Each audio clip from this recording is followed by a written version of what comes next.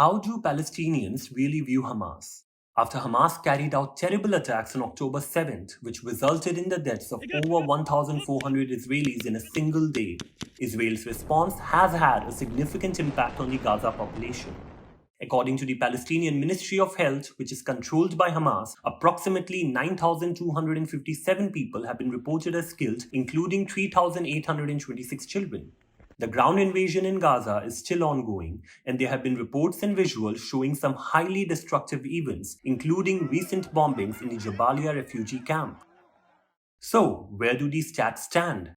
Arab Barometer survey, carried out in collaboration with the Palestinian Center for Policy and Survey Research and backed by the National Endowment for Democracy, offers insights from everyday residents on the eve of the latest conflict. It's the most sadness that Gaza ever had. The survey's findings indicate that the majority of Gazans lacked confidence in their Hamas-led government. When asked about the levels of trust in the Hamas authorities, the largest group at 44% expressed having no trust at all, with 23% having not a lot of trust. Only 29% of Gazans had either a great deal or quite a lot of trust in their government. In light of most Gazans' negative view of their government, it is not surprising that their disapproval extends to Hamas as a political party.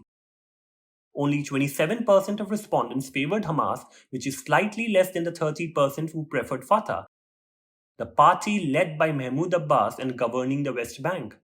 In general, the survey results reveal a strong desire for political change among the residents of Gaza. Only 26% of the respondents believe that the government is responsive to the people's need, with a mere 3% describing it as very responsive, while 23% characterize it as largely responsive.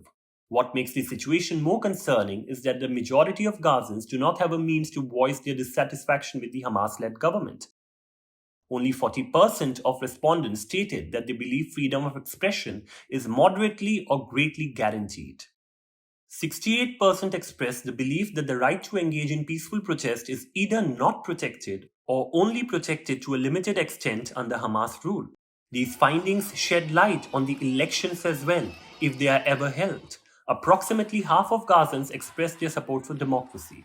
48% affirmed that democracy is always preferable to any other kind of government.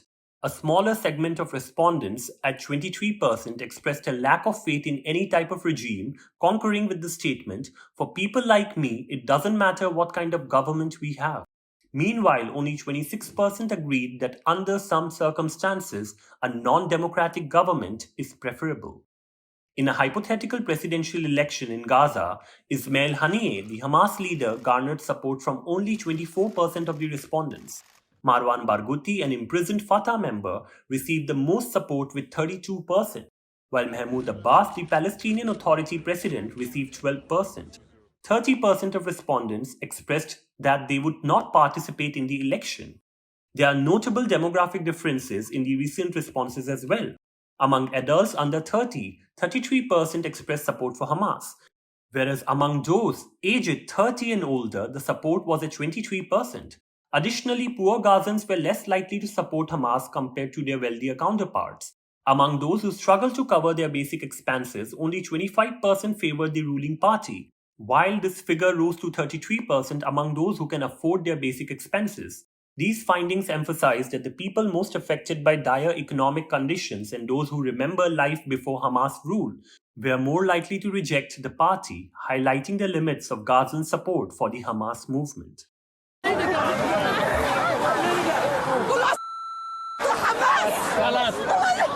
So what can we conclude from all of this? Regarding the survey's timing, it is worth noting that the circumstances may have evolved.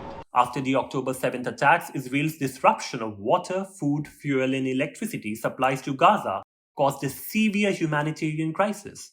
If both countries continue pursuing only military solutions, they could push Gazans towards Hamas, potentially leading to further violence in the coming years. in the middle of the strip.